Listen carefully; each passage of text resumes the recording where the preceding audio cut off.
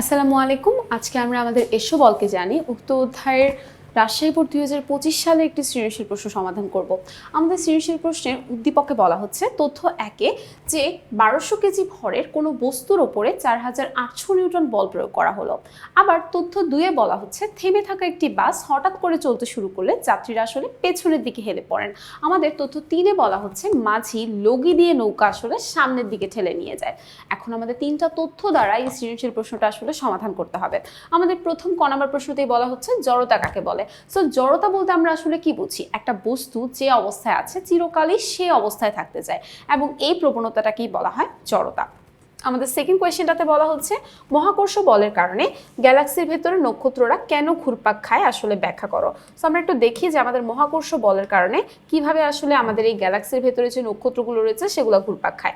বলছে আমাদের এই জগতে থাকা সকল বস্তু আসলে তাদের ভরের কারণে একে অন্যকে আকর্ষণ করে এবং এই আকর্ষণ বলকেই বলা হয় মহাকর্ষ বল। আমাদের সৃষ্টি জগতে দুই ধরনের বল সম্পর্কে আমরা পড়েছিলাম যে একটা মহাকর্ষ বল, একটা হলো অভিকর্ষ বল।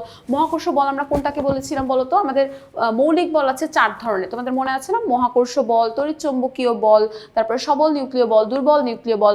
সো এছাড়া আমরা যদি এই ছাড়া চিন্তা করি যে আমাদের দুই ধরনের বল নিয়ে আমরা আসলে কথা বলি জেনারেলি, একটা মহাকর্ষ বল, একটা হলো অভিকর্ষ বল।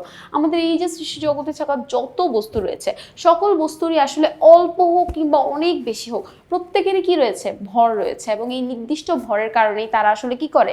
একে অন্যকে আসলে আকর্ষণ করে এবং এই আকর্ষণ বলকে বলা হয় মহাকর্ষ বল। কি বল বলা হয়? মহাকর্ষ বল বলা হয়। মনে রাখবা তোমরা, আমাদের ধরো দুইটা বস্তু নিয়ে কথা বলতেছি, ধরো চাঁদ আর সূর্য।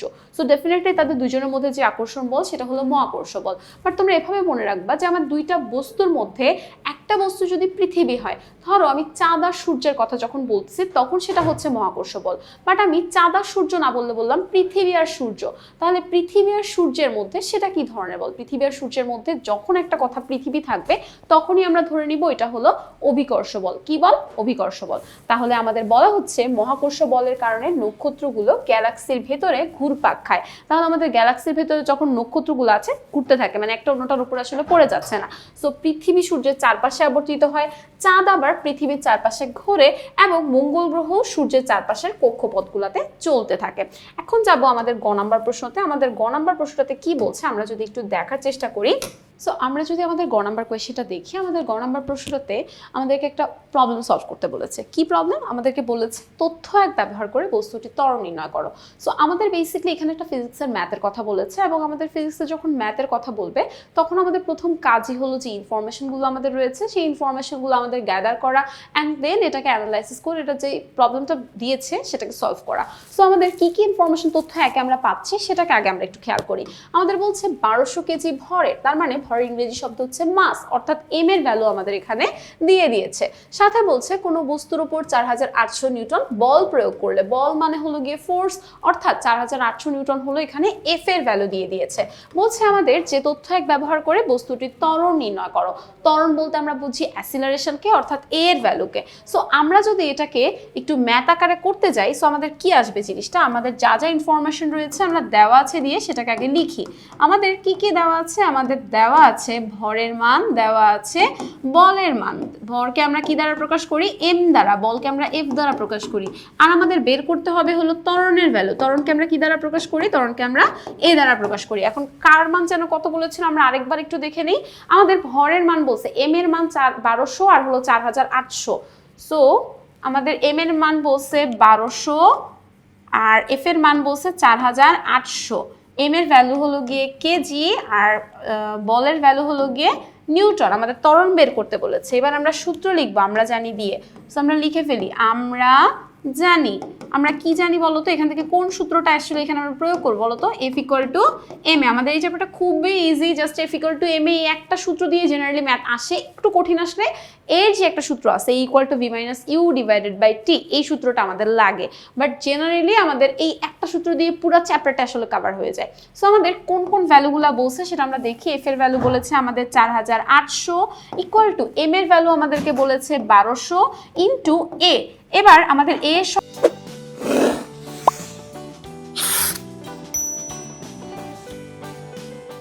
সঙ্গে 1200 গুণ আকারে আছে, এই পাশে যদি আমরা নিয়ে আসি সেটা হয়ে যাবে ভাগ।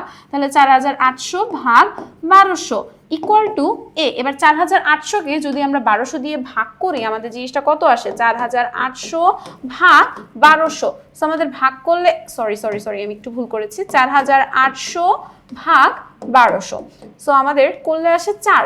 তাহলে আমাদের এখানে এ এর ভ্যালুটা আমরা কত পাচ্ছি, এর ভ্যালু পাচ্ছি আমরা 4। সুতরাং লিখতে পারি এ ইকুয়াল টু 4। এখন এর একক কি, এ মানে ত্বরণ, ত্বরণ একক কি, মিটার সেকেন্ড ইনভার্স 2। তার মানে আমাদের ত্বরণ হলো 4 মিটার সেকেন্ড ইনভার্স 2। তাহলে সুন্দর করে লাস্ট লাইনটা কভার করবা যে তথ্য 1 ব্যবহার করে বস্তুটির ত্বরণ আমরা দেখতে পাই কত, 4 মিটার সেকেন্ড ইনভার্স 2।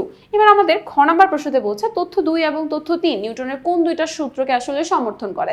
এখন আমাদের তথ্য 2 এর দিকে যদি খেয়াল করি, আমাদের তথ্য 2 এ বলা হচ্ছে থেমে থাকা বাস হঠাৎ করে চলতে শুরু করলে যাত্রীরা পেছনের দিকে হেলে পড়ে। সো এইটা বেসিক্যালি আমাদের নিউটনের প্রথম সূত্র। নিউটনের কোন সূত্র, প্রথম সূত্রকে সমর্থন করে। নিউটনের প্রথম সূত্রকে আমরা বলি জড়তার সূত্র। কি সূত্র বলি, জড়তার সূত্র বলি। আমাদের জড়তার সূত্র ছিল দুই ধরনের, একটা হলো গতি জড়তা, অন্য একটা হলো স্থিতি জড়তা।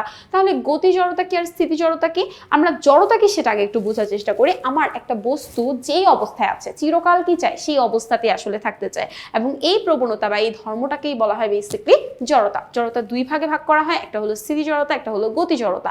আমার যেই বস্তুটা ধরো স্থির ছিল, সে চিরকাল চায় স্থিতিশীল অবস্থাতেই আসলে থাকতে, স্থির অবস্থাতেই আসলে থাকতে, এবং সেই ধরনের জড়তাকে বলা হয় কি ধরনের জড়তা বলতো, স্থিতি জড়তা। এখন আমার এইখানে উদ্দীপকে যে কথাটা বলেছে থেমে থাকা বাস, একটা বাস যখন থেমেছিল তার মানে সে স্থির ছিল, এবং সে কি চায়, চিরজীবন আসলে এভাবে স্থিরই থাকতে চায়। এবং এই যে তার যে এই একই রকম থাকার যে প্রবণতা, তার বিরুদ্ধে যখন আমরা কাজ করি তখন সেখানে স্থিতি জড়তা আসলে কাজ করে, এবং এই কারণে যাত্রীরা তখন কি করে, পেছনের দিকে হেলে পড়ে। আমাদের শরীরের যে নিচের অংশটা সেটা কিন্তু বাসের সঙ্গে লেগে থাকলে, বাস চলমান হলে আমাদের শরীরটাও চলমান হয়। সো চলমান হলে আমাদের শরীরের যে উপরের অংশটা সেটা সাথে সাথেই হলো ওই সেম গতিবেগটাকে ক্যাচ করতে পারে না, যার কারণে তখন আমাদের শরীরটা মানে উপরের পোর্শনটা পেছনের দিকে আসলে থেকে যায়, এই জন্য আমরা তখন পেছনের দিকে হেলে পড়ি। তাহলে এটা আমরা নিউটনের প্রথম সূত্রের কারণে অর্থাৎ স্থিতি জড়তার কারণে আসলে তথ্য 2 এর ঘটনাটা ঘটে। আর তথ্য 3 এর দিকে যদি খেয়াল করি, তথ্য 3 এ বলছে মাঝি লগি দিয়ে নৌকা ঠেলে সামনের দিকে নিয়ে যায়। তাহলে মাঝি যখন লগি দিয়ে কি করে, মানে নদীর মধ্যে হচ্ছে বৈঠা বায়, ঠিক আছে, তখন কি করে, সে পেছনের দিকে পানিটাকে হলো ধাক্কা দেয়, আর এতে করে আমাদের নৌকাটা কি করে, সামনের দিকে এগিয়ে যায়। এটা বেসিক্যালি আমাদের নিউটনের তৃতীয় সূত্রকে সমর্থন করে। আমাদের নিউটনের তৃতীয় সূত্র কি বলছিল মনে আছে, প্রত্যেকটা বস্তুরই একটি সমান এবং বিপরীত প্রতিক্রিয়া রয়েছে। তার মানে তুমি যতটা প্রেসার দিয়ে পেছনের দিকে আসলে নৌকাটাকে ঠেলে দিচ্ছ, নৌকার ওই পেছনের প্রেসারটা তোমাকে কি করতেছে, সেম পরিমাণে প্রতিক্রিয়া বল আসলে তোমার দিকে প্রয়োগ করতেছে, যার কারণে নৌকাটা সামনের দিকে আসলে এগিয়ে যাচ্ছে। সো এই দুইটা জিনিসকে আমরা সুন্দরভাবে আসলে এক্সপ্লেইন করব। সো আমরা দেখি এই জিনিসটাকে আসলে কিভাবে এক্সপ্লেইন করলে আমাদের জন্য বেটার হবে। আমাদের বলা হচ্ছে তথ্য 2 অনুযায়ী। সো ফার্স্টে তথ্য 2 এর কথা বলতেছে যে থেমে থাকা বাস হঠাৎ করে চলতে শুরু করলে যাত্রীরা আসলে পেছনের দিকে হেলে পড়ে। এই ঘটনাটা ঘটে কেন, স্থিতি জড়তার কারণে। বলছে জড়তাটা কি, জড়তা হলো একটা বস্তু তার বর্তমান অবস্থায় চিরকাল থাকতে চায়, সেই জিনিসটাই। সো থেমে থাকা বস্তু চিরকাল স্থির থাকতে চায়, আর চলমান যে বস্তুটা রয়েছে সেটা চিরকাল সমবেগে চলতে চায়। যখন হঠাৎ বাস আসলে চলতে শুরু করে তখন বাসের নিচের যে অংশটা রয়েছে সেটা আমাদের বাসের সঙ্গে সঙ্গে চলতে শুরু করে, কিন্তু আমাদের যাত্রীদের শরীরের যে উপরের অংশটা রয়েছে সেটা আগের জায়গাতে স্থির অবস্থাতে আসলে থাকতে চায়, যার কারণে আমাদের যাত্রীরা পেছনের দিকে হেলে পড়ে। অর্থাৎ স্থিতিশীল বস্তু হঠাৎ করে গতি লাভ করলে তার স্থিতি বজায় রাখার প্রবণতার কারণে আমরা পেছনের দিকে আসলে হেলে পড়ি। এটা নিউটনের প্রথম সূত্রের একটা সুস্পষ্ট উদাহরণ। সো তোমাদেরকে তো আমি প্রথমেই বললাম যে এটা হলো নিউটনের প্রথম সূত্রকে আসলে সমর্থন করে। আমাদের তথ্য 3 অনুযায়ী বলা হচ্ছে যে মাঝি নৌকা ঠেলে দিলে নৌকাটি সামনের দিকে চলে যায়। এটি নিউটন আসলে তৃতীয় সূত্রকে সমর্থন করে। নিউটনের তৃতীয় সূত্রটা কি, প্রত্যেকটা বস্তুরই একটি সমান এবং বিপরীত প্রতিক্রিয়া রয়েছে।